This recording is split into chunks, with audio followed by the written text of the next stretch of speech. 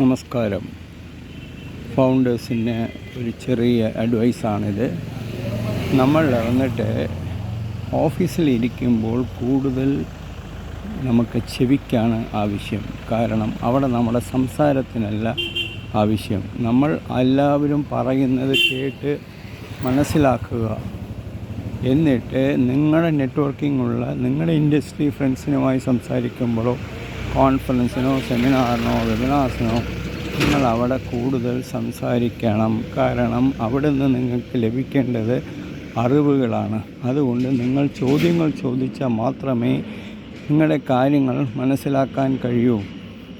നിങ്ങളുടെ കമ്പനിയിൽ ലഭിക്കുന്ന ഇൻഫർമേഷനും നിങ്ങൾ അവിടെ ചോദിച്ച് കാര്യങ്ങൾ മനസ്സിലാക്കുന്നു. കൂടാതെ ഇത് രണ്ടും നിങ്ങൾ വെച്ചുകൊണ്ടാണ് കൺസൾട്ടൻസിനോട് സംസാരിക്കുന്നത്. ഈ 3 ആംഗിളിലും കിട്ടുന്ന ഇൻഫർമേഷൻ ബേസ്ഡാണ് നിങ്ങൾ എടുക്കുന്ന ഡിസിഷൻ. കാരണം നിങ്ങൾ കപ്പിത്താനാണ്. നിങ്ങൾ ജസ്റ്റ് ലൈക്ക് ദാറ്റ് ഡിസിഷൻ എടുക്കാൻ പാടില്ല. ഒരു ബിസിനസ്സിൽ എൻ്റർ ചെയ്യണ മുമ്പ് മാത്രമേ തിങ്ക് ചെയ്യാൻ പാടുള്ളൂ ഇത് വേണോ വേണ്ടോ എന്ന്.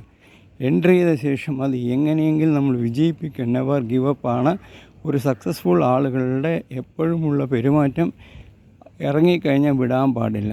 എന്തായാലും ഇറങ്ങി, ഇനി അത് വിജയിപ്പിച്ച് ഞാൻ മടങ്ങൂ എന്നുള്ള ചിന്തയിൽ മാത്രമാണ് ഒരു സക്സസ്ഫുൾ എൻ്റർപ്രണേഴ്സ് പ്രവർത്തിച്ചിരിക്കുന്നത്. ആ രീതിയിലായിരിക്കണം ഫൗണ്ടേഴ്സിൻ്റെ ചിന്താഗതിയും. തീർച്ചയായും അവർ നിങ്ങളുടെ ഗ്രൂപ്പിനകത്ത് സംസാരിക്കുമ്പോൾ നിങ്ങൾ തീർച്ചയായും സംസാരിച്ച് കാര്യങ്ങൾ മനസ്സിലാക്കണം. ഏതൊരു ട്രെയിനിങ് പ്രോഗ്രാമിന് പോയാലും അവിടെ നിന്ന് നിങ്ങൾക്ക് ഇൻഫർമേഷൻ വേണം ലഭിക്കാൻ.